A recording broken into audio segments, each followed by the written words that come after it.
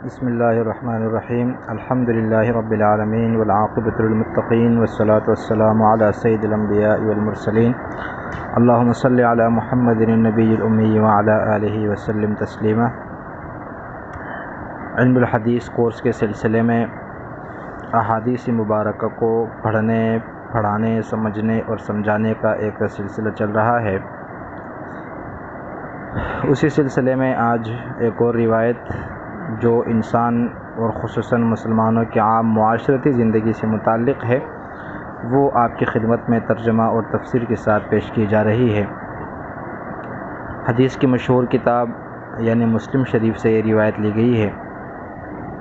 نبی کریم صلی اللہ علیہ وسلم نے فرمایا: المؤمنون کرجل واحد ان اشتکا عینہ اشتکا کلہ وَإِنِ اشْتَكَى رَأْسُهُ اشْتَكَى كُلُّهُ۔ آپ علیہ الصلاۃ والسلام نے فرمایا: المؤمنون کرجل واحد ان اشتکا عینہ اشتکا کلہ وَإِنِ اشْتَكَى رَأْسُهُ اشْتَكَى كُلُّهُ۔ آپ نے فرمایا کہ تمام مؤمنین اور تمام اہل ایمان، تمام اہل اسلام کی مثال ایک شخص کی طرح ہے، یعنی ایک انسانی جسم کی طرح ہے۔ اگر اس شخص کے آنکھوں میں تکلیف ہو تو اس کے پورے جسم میں تکلیف ہوتی ہے، اور اگر اس انسان کے سر میں تکلیف ہو، درد ہو، تو اس کے پورے جسم میں درد ہوتا ہے۔ اس روایت میں نبی کریم صلی اللہ علیہ وسلم نے بہت سادہ انداز میں، عام فہم انداز میں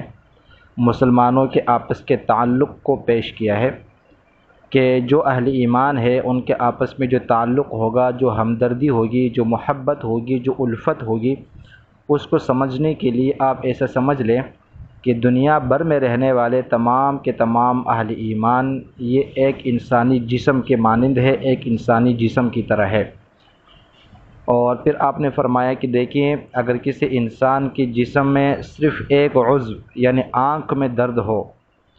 تو انسان نہ سو سکتا ہے، نہ آرام کر سکتا ہے، نہ آزادانہ چل پھر سکتا ہے، پورے جسم میں تکلیف ہوتی ہے، اور پورا جسم جو ہے اس آنکھ کے ساتھ اس درد کے اندر شریک ہو جاتا ہے۔ اسی طرح اگر ایک انسان کے سر میں درد ہے جو انسان کے جسم کا ایک عضو ہے، تو اس سر درد کی وجہ سے انسان نیند سے محروم، آرام سے محروم ہو جاتا ہے، سکون اور اطمینان سے محروم ہو جاتا ہے۔ تو اسی طرح جب مسلمانوں میں کسی ایک مسلمان پر تکلیف ہو، کسی ایک مومن پر تکلیف ہو،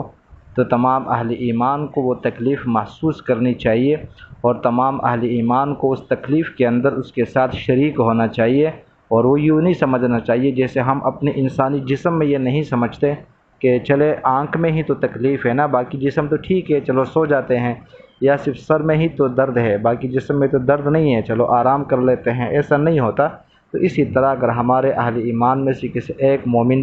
کے اوپر تکلیف ہے، وہ پریشانی میں ہے، وہ تکلیف میں ہے، تو ہم سب کو اس پریشانی اور تکلیف میں اس کے ساتھ شامل ہونا چاہیے اور اس کی مدد کرنی چاہیے۔ اسی طرح